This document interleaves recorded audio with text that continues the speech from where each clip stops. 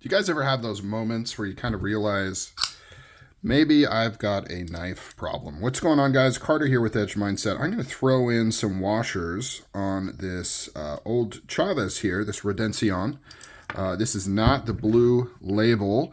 This is micarta, though, but this is a limited run through, I think, Blade HQ they did, and I've done a bunch of modifications to it over the last year. But what sparked me to make this video is I forgot I had this knife. Literally forgot I had it. I got out of Chavez knives pretty heavily recently. And then with the launch of the blue labels, which, by the way, hey, we can do a little comparison here. You can see how they are the same size. With the launch of the blue label line of Chavez knives, I kind of dabbled back into it a little bit. I've got a full titanium Redencion coming that I bought on the secondary market for a steal. And I thought I was buying that because I didn't have a frame lock in my collection.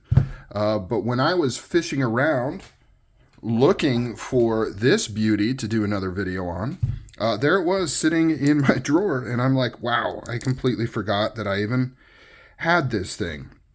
Which then got me thinking, how does that happen? You know, how does somebody have so many knives in such a collection that they forget that they have certain knives? And you got to remember, this is not, this isn't like a $10 gas station knife or anything like that.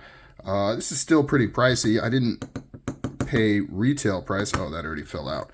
By the way, these all use the same exact size of bearings, which is cool, because that way, if you are ordering these skiffs here, it's all the same size for all the Redencion. Let me take a quick little coffee break in my Strider mug here.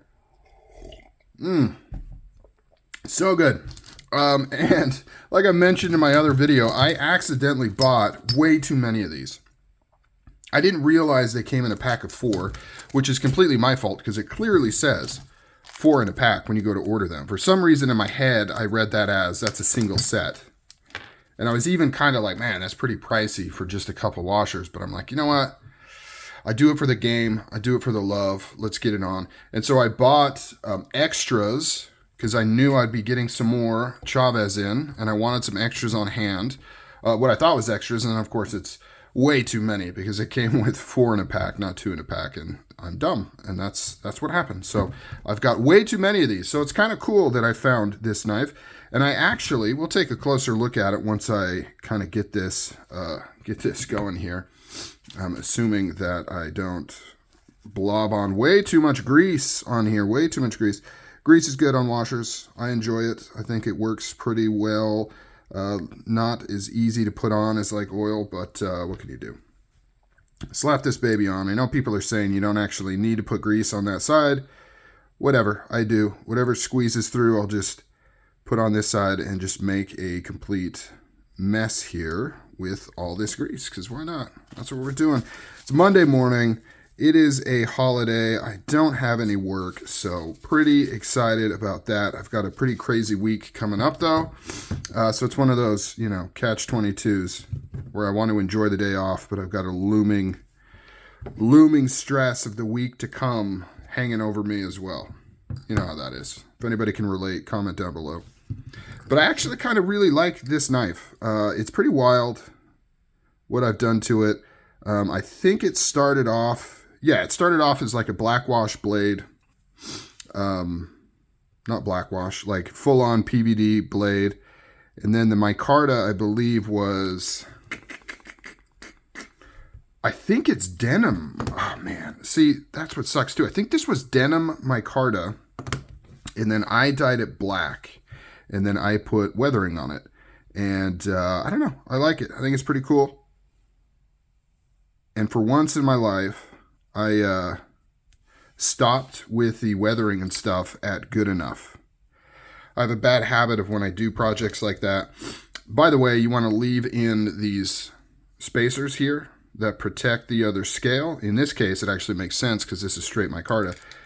But the skiffs don't replace that. Man, these things are so easy to put back together. Famous last words. Why did I say that? Why did I say that? Anyways, when I'm modifying knives and messing around with knives and things like that, I have a bad habit of liking what I'm doing and kind of digging the way it's turning out, and then I do it too much and I push it too far and I ruin it.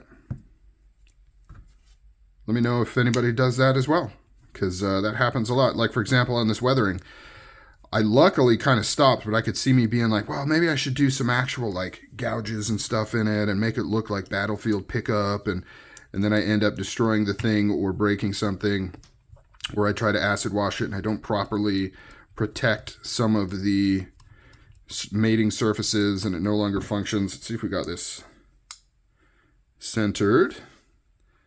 Close. Let's see. It's pretty good. I mean, that's good enough for the purposes of this video. Tighten that up a bit. So like a lot of things, when you install these washers, it will need a little bit of break-in and then it will smooth out. It still has that kind of sound to it though, which is interesting. I should have put some grease on that detent ball. Let me see how easy I can see that through the viewfinder here. I mean, we can try it. We'll give it a shot. Put a little bit of greasy poo on that detent ball. If I can get in here, there we go. Got it. A little bit smoother.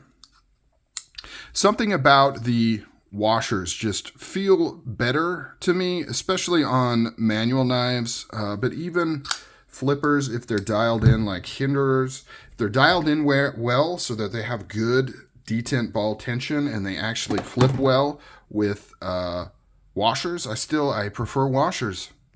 Here we go. So yeah, I believe this was denim micarta, so kind of a bluish color. I dyed it black, did weathering on it. This was a pure black blade. Is this even sharp? That is not very sharp. I mean, it's cutting a little bit of hair, but not very sharp. I probably need to do another round of sharpening on this thing. Probably got impatient, sharpened it good enough, and was like, that's fine. And then tore it off. But did weathering on here, sanded it, did stone washing. For sure did stone washing. I'm trying to remember some of what I did. And then it looks like I did a satin on the pocket clip, backspacer, just stone washing, weathering. Pretty cool. Pretty cool. I like it, I think, better than the original configuration. I wish it was full tie instead of the micarta scale. I don't know, something about that micarta scale just isn't my favorite.